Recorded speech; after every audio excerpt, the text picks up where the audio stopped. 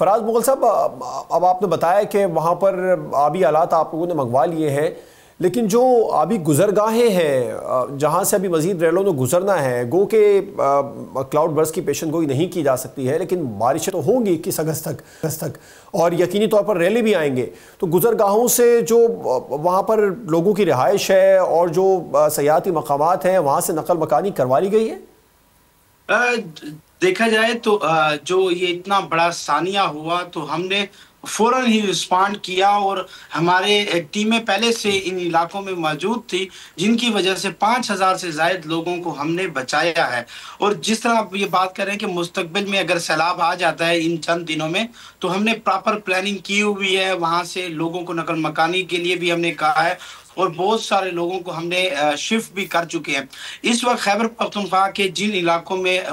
اگر اگلے چند روز میں سیلابی صورتحال درپیش آتی ہے، تو ہم نے تمام تر سرکاری بلڈنگز پہلے سے خالی کروائی ہوئی ہیں، لوگوں کو وہاں پر شفٹ کر رہے ہیں، اور وہاں پر اگر شفٹ کر رہے ہیں تو ان کے لیے تمام تر فیسلٹیز عوام کے لیے ہم پرووائڈ کریں، جس میں کھانے پینے کا سامان ہے، اس میں رہائش کا تمام تر سامان ہے، تمام تر فیسلٹیز جو عوام کی نیڈ ہے وہ ہم پوری کر رہے ہیں۔ کیونکہ یہاں پر علی امین گنڈا پور صاحب کی ایک عوامی حکومت ہے، تو وزیر اعلیٰ صاحب پچھلے 3 روز سے ان آپریشن میں مصروف عمل ہے، اور خود گراؤنڈ پہ ہیں، کبھی وہ بنیر آ رہے ہیں، کبھی سوات، کبھی کن شانگلہ، تمام علاقوں میں خود جا رہے ہیں، خود دیکھ رہے ہیں، اگر کہیں پر بھی کوئی چیز کی ضروریات درپیش آ رہی ہیں تو وزیر اعلیٰ صاحب وہیں پر موقع پر خود پہنچا رہے ہیں، کر رہے ہیں۔ یہاں پر آپ کو میں یہ بتاؤں کہ سب سے بڑا جو بجلی کا نظام ہے درم برم، اس وقت میں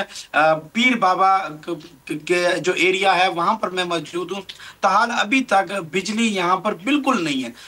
ہم نے وابڈا کو، پیسکو چیف کو بھی یہ کہا کہ خیبر پختونخوا حکومت نے پیسے پہلے سے ایڈوانس میں دیے ہوئے ہیں، تو آپ ہمیں جلد سے جلد یہاں پر سامان پہنچوائیں، لیکن 24 گھنٹے گزرنے کو ہے، چیف پیسکو صاحب پتہ نہیں کہاں ہیں، ہمیں تو سمجھ نہیں، کیونکہ وہ وفاقی ادارہ ہے، وفاق تو ویسے بھی سور ہے، ہم نے پیسے وفاق نے رابطہ تو کیا۔ فراز مغل صاحب، وزیر اعظم نے فوری طور پر ہنگامی اجلاس بلوایا تھا، اور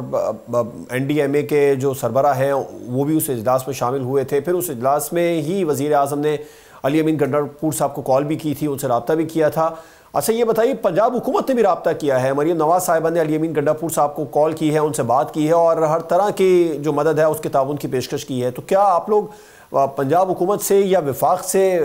مدد لینے جا رہے ہیں جتنے زیادہ نقصانات ہو گئے ہیں خیبر پختونخوا میں؟ اچھا دیکھا جائے تو خیبر پختونخوا نے سرپلس بجٹ دیا تھا، اور سرپلس بجٹ کی وجہ سے ہم اپنے جتنے بھی متاثرین ہیں ان کی فیسلٹیز کر رہے ہیں، ان کو تمام تر سہولیات دے رہے ہیں۔ الحمدللہ خیبر پختونخوا کے پاس اتنا پیسہ ہے کہ وہ اپنے لوگوں کی امداد مدد کر سکتے ہیں۔ دوسری بات رہی پنجاب حکومت کی یا پرائم منسٹر صاحب کی،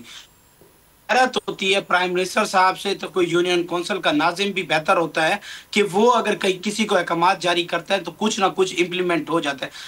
3 دن، آج تیسرا دن ہونے کے باوجود پرائم منسٹر صاحب نے ابھی تک بنیر یا انہی سیلابی علاقوں میں 10 روپے کا نہ تو سامان بھجوایا، نہ آپ ایک طرف خود کہہ رہے ہیں کہ ہمیں ضرورت نہیں ہے کسی چیز کی، پھر آپ دوسری طرف کہہ رہے ہیں کہ ابھی تک پرائم منسٹر صاحب نے کوئی سامان نہیں بھجوایا۔ آپ کہہ رہے ہیں سرپلس بجٹ ہم نے پیش کیا ہے، فنڈ جاری کر دیے، علی امین گنڈا پور صاحب گراؤنڈ میں موجود ہیں، اس کا ملبہ پرائم منسٹر پر ڈالیں۔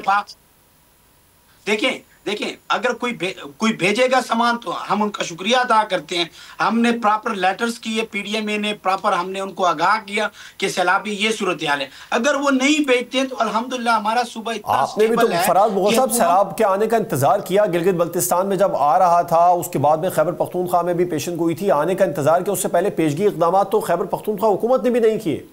2 روز قبل آپ کی سیاسی قیادت کہاں پر تھی، کیا کر رہی تھی، یہ سب کو خیبر پتہ ہے۔ پختونخوا حکومت نے انتظامات نہیں کیے ہوتے تو ہم نے یہ 5000 لوگوں کو کس طرح بچائے؟ 5000 سے زائد لوگوں کو ہم نے ریسکیو کیا تمام تر ڈپارٹمنٹس میں۔ سبسکرائب کریں اور بیل دبائیں تاکہ کوئی خبر رہ نہ جائے۔